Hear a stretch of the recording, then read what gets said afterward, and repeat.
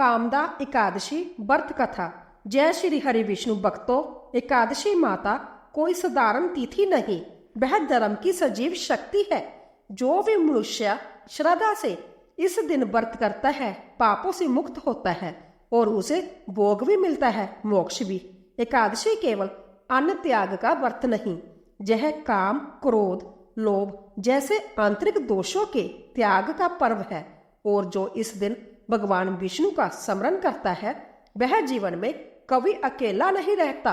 बहुत समय पहले की बात है, महाभारत काल में जब पांडव वनवास समाप्त कर चुके थे तो युधिष्ठिर महाराज ने भगवान श्री कृष्ण से निवेदन किया, हे मधुसूदन, कृपया मुझे चैत्र मास के शुक्ल पक्ष की एकादशी का महत्व और उसकी व्रत कथा विस्तार से सुनाइए। भगवान श्री कृष्ण मुस्कुराए और बोले, हे धर्मराज, यह एकादशी कामदा एकादशी के नाम से प्रसिद्ध है।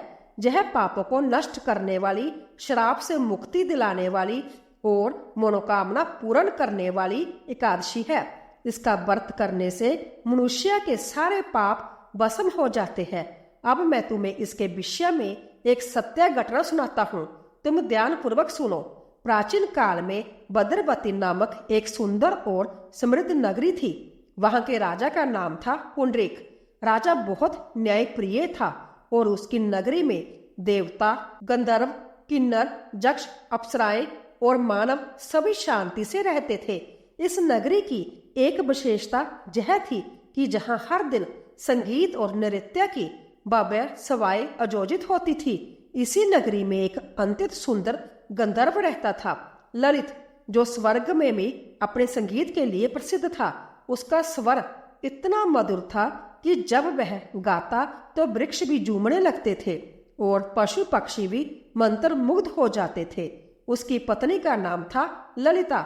वह अप्सरा जैसी सुंदर, अत्यंत पतिव्रता और अपने पति से अटूट प्रेम करने वाली स्त्री थी। दोनों पति पत्नी का प्रेम अवैधुत था।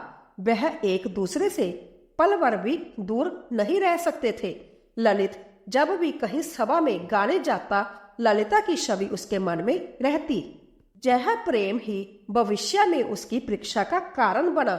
एक दिन राजा पुंडरीक के दरबार में विशेष सभा आयोजित हुई। सभी कलाकारों को बुलाया गया, ललित को भी आमंत्रित किया गया। वह सभा बहुत बड़ी थी।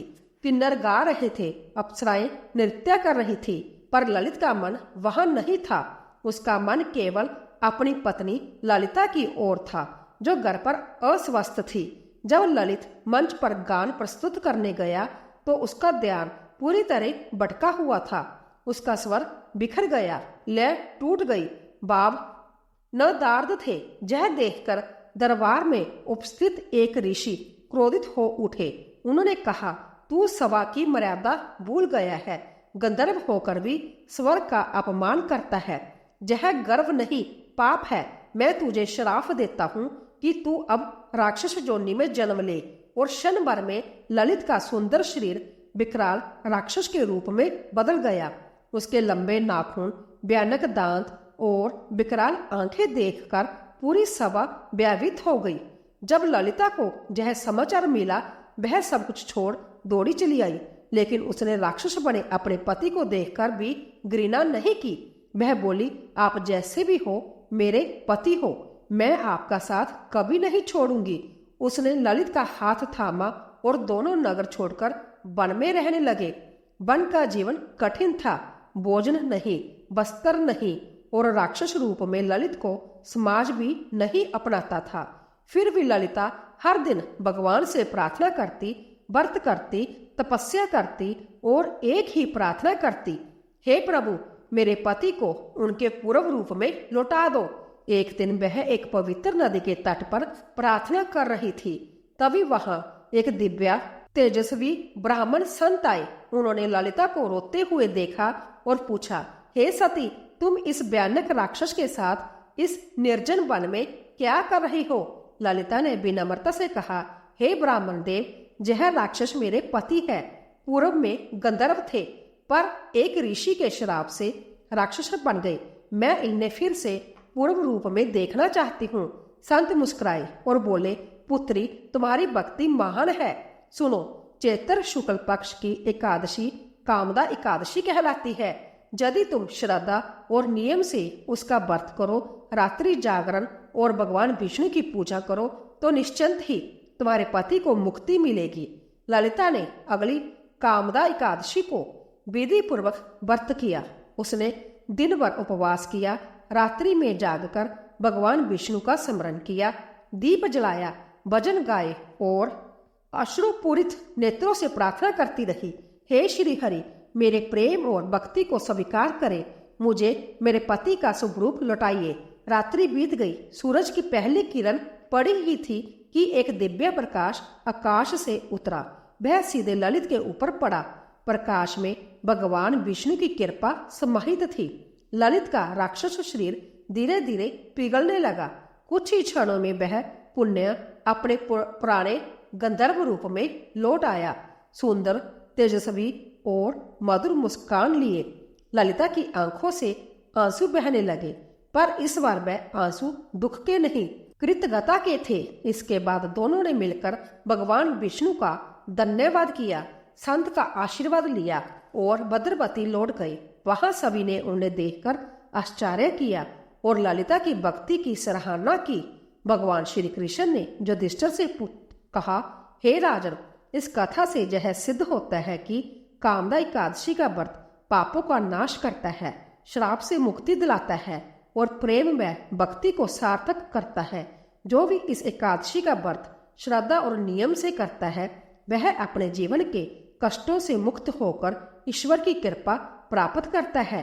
कामदा एकादशी की जय हो, श्री हरि विष्णु भगवान की जय हो। भक्तों, चलिए अब सुनते हैं एकादशी माता की दिव्य उत्पत्ति की चमत्कारी कथा। बहुत समय पहले की बात है। सृष्टि के प्रारंभ में जब धर्म की स्थापना हो रही थी, तब त्रिलोक में अधर्म और पाप अपनी सीमाएं लांघ चुके थे। असुरों का आतंक बढ़ता जा रहा था। देवता असहाय थे, जग बाधित हो रहे थे और मनुष्य का जीवन संकट में था। इसी समय मुर नामक एक भयंकर असुर का जन्म हुआ। उसका शरीर विशाल पर्वत के समान था और उसकी शक्ति इतनी प्रबल थी कि देवता भी उसका नाम सुनकर कांपने लगे। मुरासुर ने तप करके अनेक शक्तियां प्राप्त की और फिर इंद्रलोक पर आक्रमण कर दिया। इंद्र, वरुण, अग्नि, जम सभी हार गए। देवताओं ने भागकर भगवान विष्णु की शरण ली। हे नारायण, यह असुर संपूर्ण सृष्टि को निगलने चला है, आपकी ही शरण है। भगवान विष्णु ने मुरासुर का अंत करने का निश्चय किया और अपनी दिव्य गदा लेकर युद्ध भूमि की ओर बढ़े। भीषण युद्ध छिड़ गया। हजारों वर्षों तक युद्ध चलता रहा, लेकिन मुरासुर थकता नहीं था। अंत भगवान विष्णु हिमालय की एक गुफा बद्रिका आश्रम में विश्राम करने लगे। उन्होंने अपने दिव्य तेज से एक दिव्य जोग निद्रा धारण की। तभी मुरासुर वहां आ पहुंचा। अब विष्णु भी थक गए। यही मौका है। वह गुफा में प्रवेश कर भगवान पर आक्रमण करने ही वाला था कि तभी एक चमत्कार हुआ। जैसे ही मुरासुर ने गदा उठाई, भगवान विष्णु के शरीर से एक दिव्य ज्योति निकली। वह ज्योति एक तेजस्वी कन्या के रूप में प्रकट हुई। उस कन्या की आंखें अग्नि शिखा के समान थी। उसके 4 हाथों में शंख, चक्र, गदा और पद्म थे। वह बोली, अधर्मी, तू मेरे स्वामी को हानि नहीं पहुंचा सकता। मुरासुर हंसा, तू एक स्त्री होकर मुझे रोकेगी? कन्या गर्जी, मैं कोई साधारण स्त्री नहीं, मैं संभ्य धर्म की शक्ति हूँ। मैं हूँ एकादशी। एक भीषण युद्ध हुआ और अंत एकादशी माता ने मुरा असुर का संहार कर दिया। जब भगवान विष्णु जोग निद्रा से जागे और यह सब देखा तो प्रसन्न होकर बोले, हे देवी, तुमने संपूर्ण सृष्टि की रक्षा की है। आज से तुम्हारा नाम एकादशी होगा और जो भी तुम्हारे दिन उपवास करेगा वह समस्त पापों से मुक्त होगा और मुझे शीघ्र प्राप्त करेगा। देवताओं ने आकाश से पुष्प वर्षा की और सभी लोकों में एकादशी व्रत की महिमा गूंजने लगी। पृथ्वी पर एक भक्त की कहानी। राजा धर्मसेन की पुत्री। एक और कथा है जो धरती पर घटती है। ये कथा राजा धर्मसेन की है, जो अपने राज्य में अत्यंत धर्मात्मा और न्यायप्रिय था, परंतु उनकी एकमात्र पुत्री रत्नावली अत्यधिक रोगन थी। उसका शरीर दुर्बल था और किसी भी वैद्य की औषधि पर उस पर असर नहीं करती थी। राजा दुखी थे। एक दिन एक संत उनके राज्य आए। उन्होंने कहा, राजन, यह कन्या पूर्व जन्म के पापों का फल भोग रही है। इसे एकादशी व्रत करना चाहिए। केवल उसी से इसका उद्धार संभव है। राजा ने जैसे ही जय सुना, रत्नावली ने वाले अवस्था में ही निर्जल एकादशी व्रत किया। व्रत के दिन वह सारा दिन भगवान विष्णु का ध्यान करती रही। रात में जागरण किया और अगले दिन पारण कर भजन गाती रही। अगले ही दिन चमत्कार हुआ।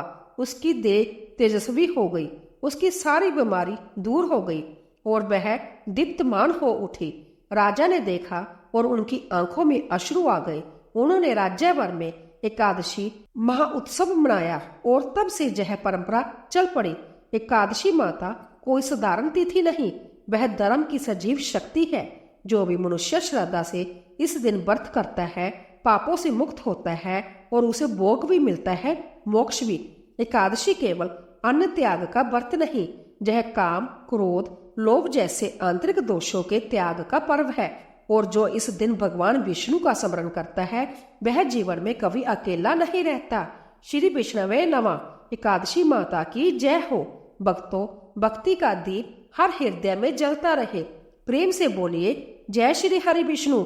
दोस्तों, ऐसे ही और भी रोचक और आध्यात्मिक वीडियो के लिए चैनल को सब्सक्राइब कर ले। दोस्तों, आपको यह कथा कैसी लगी कृपया कमेंट करके जरूर बताइए। वीडियो पसंद आया हो तो लाइक करें और अपने दोस्तों के साथ शेयर करें।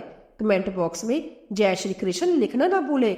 फिर मिलते हैं एक और दिलचस्प वीडियो के साथ। धन्यवाद। जय श्री कृष्ण।